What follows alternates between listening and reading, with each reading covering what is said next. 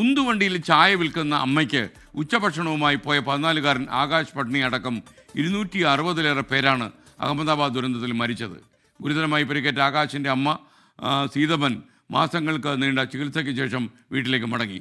സാധാരണ ജീവിതത്തിലേക്ക് മടങ്ങാൻ മനസ്സ് അനുവദിക്കുന്നില്ല എന്നാണ് ആകാശിൻ്റെ പിതാവ് 24-നോട് പറഞ്ഞത്.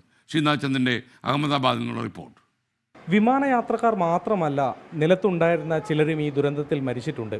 അങ്ങനെ മരണപ്പെട്ട ആകാശ് പട്നി എന്ന 14-കാരൻ്റെ വീട്ടിലേക്കാണ് നമ്മൾ വീണ്ടും ഒരിക്കൽ കൂടി വന്നത്. കഴിഞ്ഞ വർഷം ദുരന്തമുണ്ടായതിന് പിന്നാലെ വന്നിരുന്നു.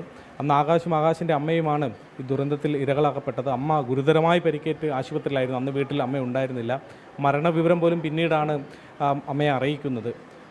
ആകാശ് അവിടെ ചായ വിൽക്കുകയായിരുന്നു. അമ്മയ്ക്ക് ഉച്ചഭക്ഷണവുമായി പോയപ്പോഴാണ് പൊടുന്നനെ വിമാനം തകർന്നു വീഴുകയും ഗുരുതരമായി ഇരുവർക്കും പരിക്കേൽക്കുകയും ആകാശ് മരണപ്പെടുകയും ചെയ്തു. അമ്മയുടെ കയ്യിൽ ഇപ്പോഴും പൊള്ളലേറ്റ പാടുകൾ നമുക്ക് കാണാൻ വേണ്ടി കഴിയുന്നുണ്ട്.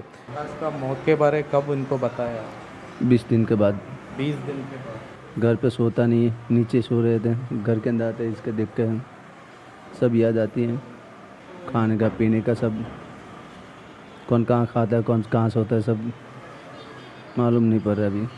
वो दोपहर को खाना लेके जा रहा था मम्मी के लिए. खाना लेके गया था, मैं पैसेंजर लेके गया था, टिफिन लेके गया था. प्लेन आया डायरेक्ट टूटा, एक पाँख टूट के लड़के के पे गिरी. ഒരുപക്ഷെ ഈ മാതാവിൻ്റെ ശരീരത്തിലെ മുറിവുകൾ ഒരല്പം കൂടി കാലം കഴിഞ്ഞാൽ ഉണങ്ങിയേക്കാം. പക്ഷേ മനസ്സിലുണ്ടായ ആ ഒരു മുറിവ്, ആ ദിവസം, ആ ഓർമ്മകൾ, അത് ഒരിക്കലും മായില്ലെന്ന് നമുക്ക് ഉറപ്പിച്ച് പറയാൻ കഴിയും. അഹമ്മദാബാദിൽ നിന്നും വരുൺ വടശ്ശേരിക്കൊപ്പം ശ്രീനാഥ് ചന്ദ്രൻ, 24.